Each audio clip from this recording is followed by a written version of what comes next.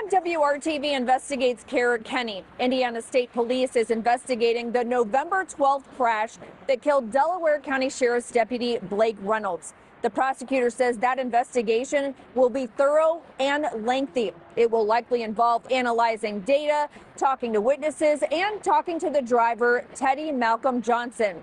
We spent weeks looking at his driving record in multiple states, and what we found is raising questions about how the system vets drivers before they get behind the wheel of a big rig. At 160 Driving Academy in Lafayette, drivers learn just how challenging this job can be. Backing up is just one of many hands-on lessons at the largest driving school in the country. Steve Gold is the founder and CEO. Well, nationwide we'll train over 20,000 people this year. In Indiana, we'll do about 1,500 commercial drivers. We asked Gold to weigh in on the driving history of Teddy Malcolm Johnson, who was not a student of his. What do you think of this driving record? Police say Johnson lost control of his semi and hit and killed Corporal Blake Reynolds. Using public records from multiple states, WRTV Investigates looked at Johnson's driving record from 2004 to present. We found Johnson has had at least 8 speeding tickets, some for excessive speeds, 6 license suspensions, including for failure to appear for a driver's safety program, 3 violations for driving without a license, and 2 violations for unsafe lane movement. All those things are bad. The most recent, Johnson was convicted in October 2024 for violating the Move Over law in North Carolina, unlawfully passing an emergency or public safety vehicle. Maneuvering in traffic and speeding are ones that are, really red flags.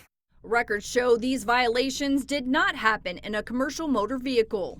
Why does it matter what somebody does in their personal vehicle?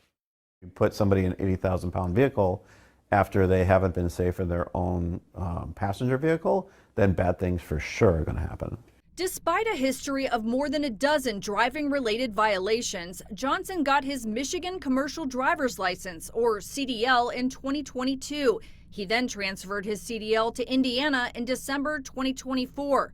A month later, he was hired at Parish Dedicated Services, a Fort Wayne trucking company. He was driving for them when the crash happened that killed Corporal Reynolds. How did he get a CDL? Right. The states have been really lax. How is that possible? The states aren't doing diligence on every single person who wants a commercial driver's license. They're not looking at their driving record. Gold says it's up to trucking companies to check a driver's history. So if the employer wants to take risk and the employer wants to hire somebody with a bad driving record, then they're going to do it. James Lewis is a commercial truck driver and national transportation safety expert. That concerns me that either they didn't do these checks or they did do the checks and they ignored what they saw. We shared Johnson's driving record with Lewis. That shows a history of inattentive driving. It really doesn't matter what the vehicle is. The fact is the violation was committed. Whether it's in your personal car or you're driving a Ferris wheel, it really doesn't matter. We reached out to the Indiana BMV. They do review CDL applicants to make sure their license is not suspended or disqualified in another state.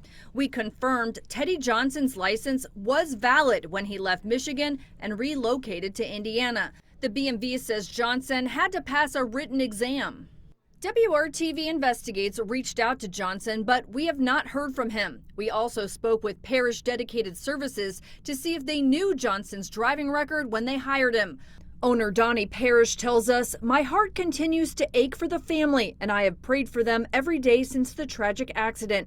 We are continuing to cooperate with the state police in the ongoing investigation, and I am unable to comment further at this time." Last month, Parrish told us, I can say he's really, really good driver, and we've had no issues with him.